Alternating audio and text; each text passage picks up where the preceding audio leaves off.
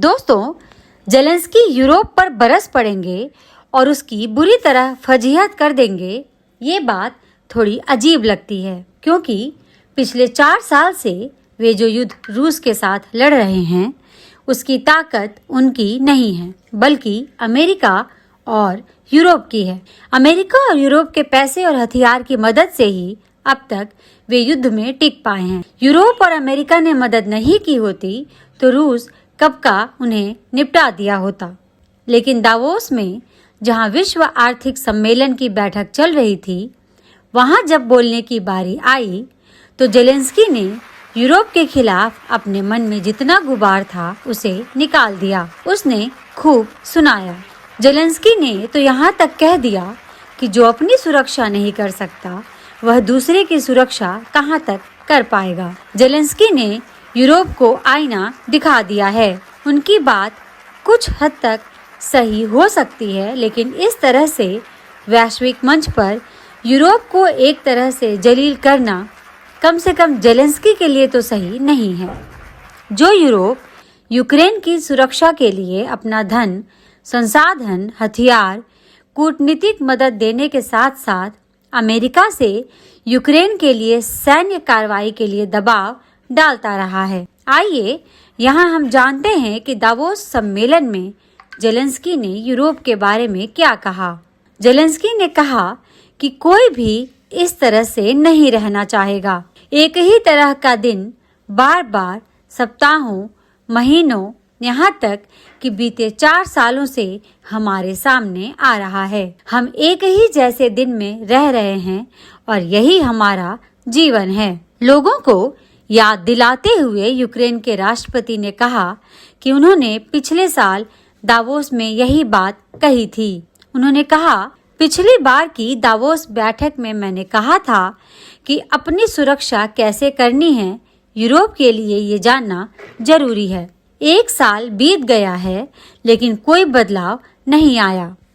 हम आज भी उन्हीं हालात में हैं जिसके बारे में मैं वही बात कह सकता हूँ। यूरोप पर निशाना साधते हुए जेलेंस्की ने कहा कि यहाँ तक कि अपनी रक्षा और सुरक्षा पर जवाबी कार्रवाई क्या होनी चाहिए, यूरोप इसे अभी तक तय नहीं कर पाया है। हालांकि कुछ देशों ने अपनी सुरक्षा पर ज़्यादा खर्च करना शुरू कर दिया है, लेकिन ये तब है जब अमेरिका ने दबाव बढ़ाया तो उन्होंने अपने रक्षा बजट में वृद्धि की। यूक्रेन के राष्ट्रपति ने पूछा कि ये रूस और चीन को क्या संदेश देता है। ग्रीनलैंड की सुरक्षा के लिए यूरोप के कुछ देशों ने अपने सैनिक भेजे हैं, लेकिन ग्रीनलैंड की सुरक्षा क्या 40 सैनिकों से ही हो पाएगी? जेलेंस्की ने कहा कि इस तरह के इलाकों की सुरक्षा करने का अनुभव यूक्रेन के पास है।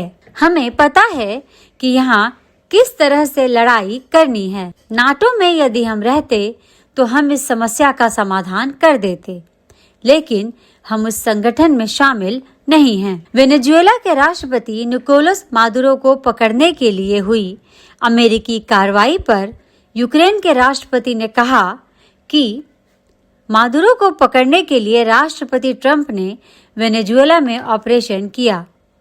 इस ऑपरेशन को लेकर अलग अलग तरह की राय है, लेकिन तथ्य ये है कि मादुरो के खिलाफ न्यूयॉर्क में मुकदमा चल रहा है।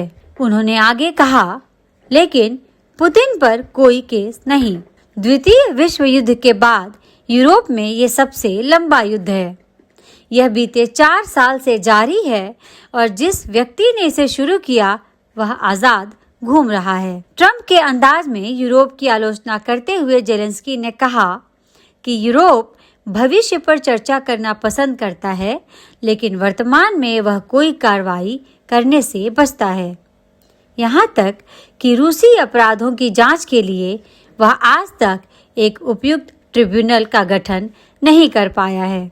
यूक्रेन के राष्ट्रपति ने आगे कहा कि रूस के छद्म टैंकरों पर कार्रवाई करते हुए अमेरिकी राष्ट्रपति ने उसे जब्त किया, लेकिन यूरोप ऐसा क्यों नहीं कर पा रहा? तेल का ये पैसा यूक्रेन के खिलाफ और यूरोप को अस्थिर करने में होता है। दोस्तों, हमारे इस वीडियो को लाइक, शेयर और चैनल को सब्सक्राइब जरूर करें। धन्यवाद।